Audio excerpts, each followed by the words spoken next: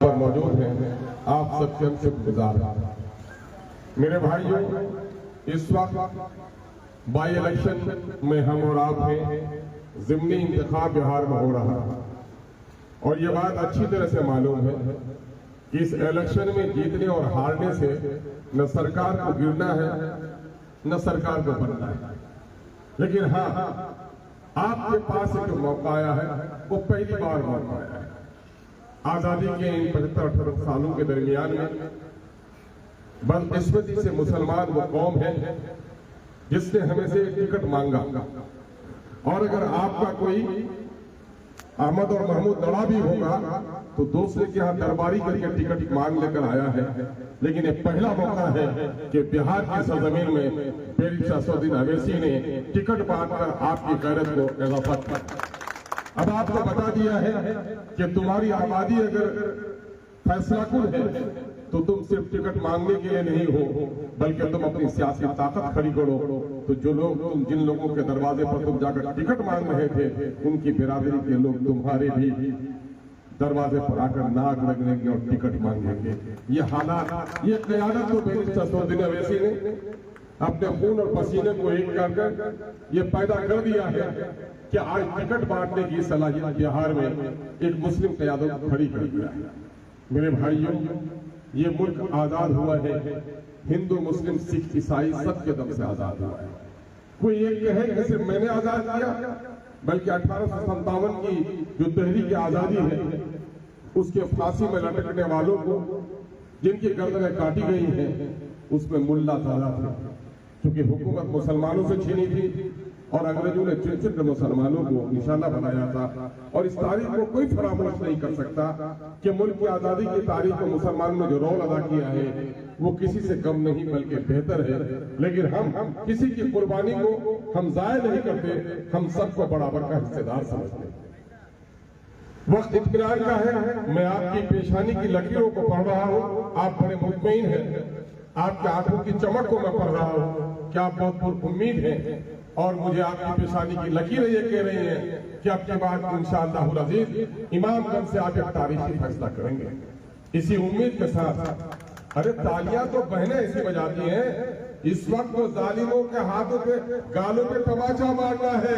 नीतीश कुमार ने दलितों का शोषण किया है और मोदी ने हिंदू मुस्लिम तहजीब को तोड़ा है। तालियां ऐसी बजाओगे इनके गाल लाल हो गए।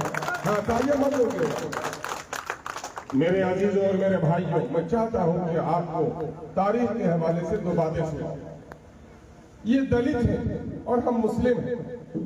इस समाज को लोगों ने अलग अलग खानों में बांट कर रखा है।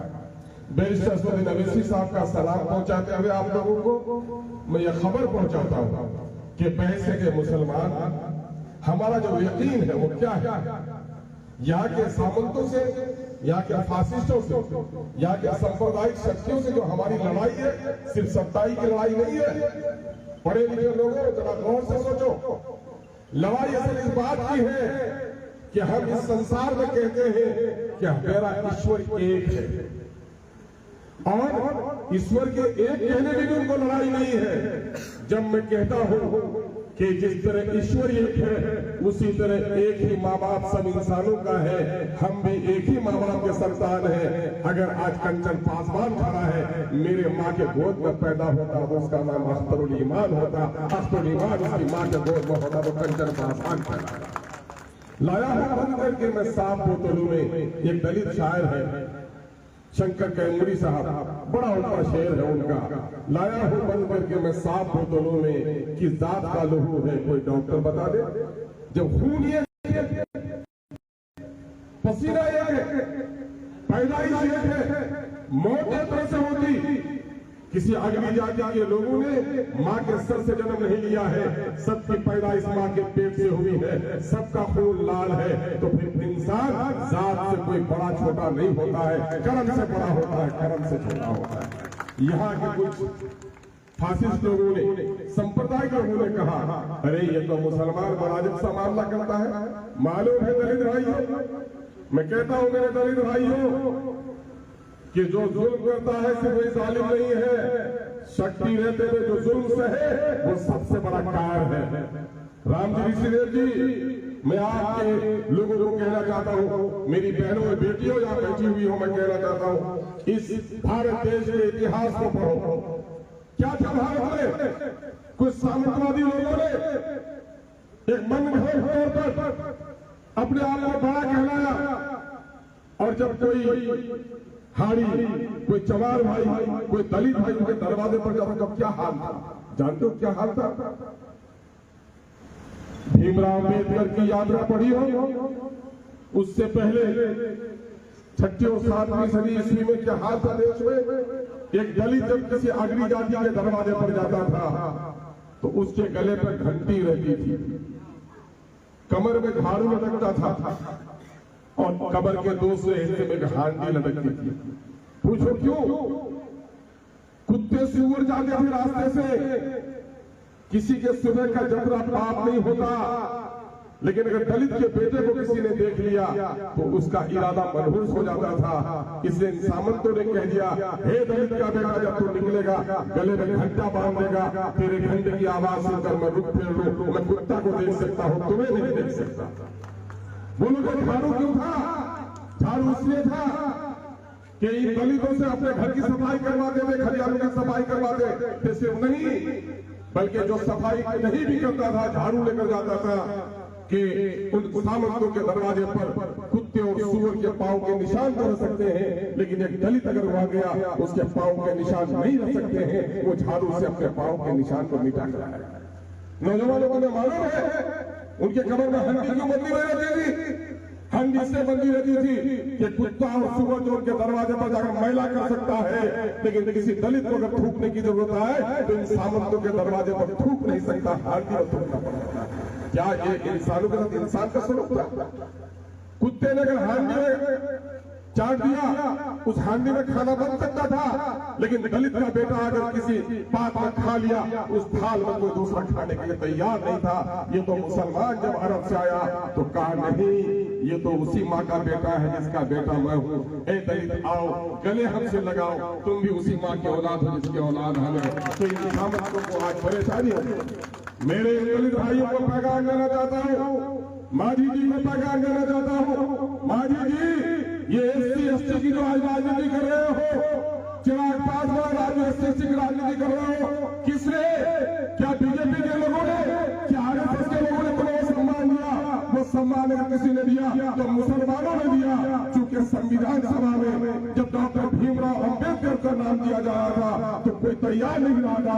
सारे सामंती कह रहे थे महार का बेटा जाकर वहां क्या करेगा? मुसलमानों ने अपनी जगह खाली करके अगर इलेक्शन आकर संविधान सभा में भेजा तो मुसलमानों ने भेजा। इसलिए मुसलमान और दलित का पुराना रिश्ता है, इसे कोई नहीं रोक सकता।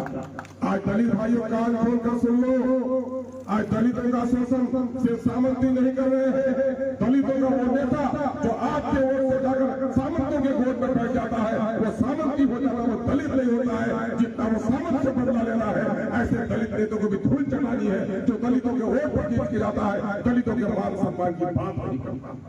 अभी आपने सुना है जाति आधारित गणना हुई बिहार में, सुना आप लोगों ने? 500 करोड़ रुपया असेंबली में तय हुआ। 4 महीने तक सेक्रेटरी से लेकर डीएम तक, डीएम से लेकर पंचायत लेवल के कर्मचारी तक एक ही काम, जाति आधारित गणना। हिंदू कितना, मुसलमान कितना, कोयरी कितना, कुर्मी कितना, दसात कितना, चमार कितना, अंसारी कितना लिखा गया। पता है कितना? बिहार में 13 करोड़ की आबादी हो गई। 13 करोड़ की आबादी में सबसे बड़ी आबादी SC की, शेड्यूल कास्ट की, सबसे बड़ी आबादी कंचन पासवान की। लेकिन कंचन पासवान को झुंझुना मिलता है और नौकरी जीती है बिहार में 20,49,370 नौकरी मिली। लोकतंत्र का मूल मंत्र क्या है? जब आजादी की लड़ाई लड़ी जा रही थी तो कुछ लोग, गरीब लोग झंडा लेकर आए गांधी जी के पीछे, दलितों की बस्ती में गए। गांधी ने कहा चलो आजादी की लड़ाई लड़ेंगे। दलितों ने कहा जब मुगल का जमाना था तो मैं गरीब था, अंग्रेजों का जमाना रहा तो गरीब रहा, अरे मैं लड़के क्या करूंगा, कल कोई राजा बनेगा फिर मैं गरीब रहूंगा। गांधी ने नारा दिया था, ए मेरे गरीबों उठो, देश आजाद होगा तो राजा का बेटा हो या 69 की संतान, सबको मिलेगा अवसर एक समान। यही वो नारा था जो दलितों ने लड़कर इस देश को आजाद किया। सबसे पहले गांधी के पीछे झंडा उठाने वाला कोई था तो सामंती नहीं था, ये भाजपा ही नहीं थे। अगर कोई था तो कंचन पासवान था, रामू पासवान था, अखिलेश पासवान था। और आज इन 75-77 सालों के बाद भी आज इन दलितों को उसका जायज मकाम नहीं मिला। बिहार में सबसे बड़ी आबादी 20% दलित की, उसके बाद दूसरी बड़ी आबादी 18% मुसलमानों की। चेहरा देख लो अपने आईने में मुसलमानों के 20,49,370 जो नौकरियां हैं, टैक्स सब कोई देते हो कि नहीं देते हो? बल्कि मुसलमान और दलित जो टैक्स देता है, अगली जाति के लोग जो यहाँ टैक्स देते हैं, सामंती लोग जो टैक्स देते हैं, और सम्मान के लायक है वो लोग जो लोग अगली जाति में रहते हुए भी आज सामंतवाद के खिलाफ समाजवाद की लड़ाई लड़ रहे हैं। राणा रंजीत को 100 बार मैं बधाई देता हूँ उसके लिए। आज क्या करते हैं?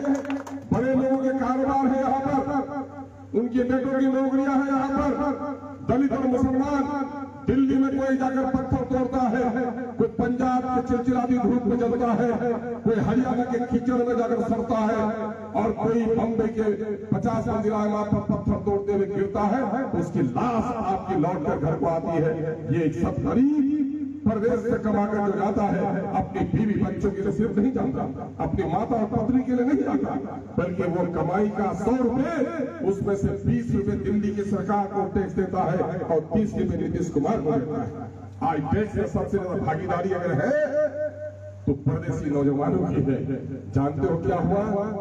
इन लोकतंत्र में जिसकी जितनी आबादी बोलो उसकी इतनी हिस्सेदारी। अब देखो हिस्सा यहाँ हमारे अखिलेश सिंह साहब है, अखिलेश बाबू जिस बिरादरी से आते हैं भूमिया कहलाते हैं, लेकिन आज सामंतवाद के खिलाफ हमारी लड़ाई लड़ रहे हैं।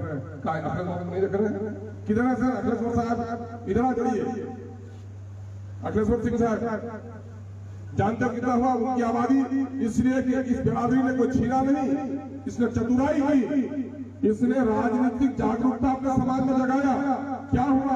37 लाख आबादी है आज भूमिहारों की।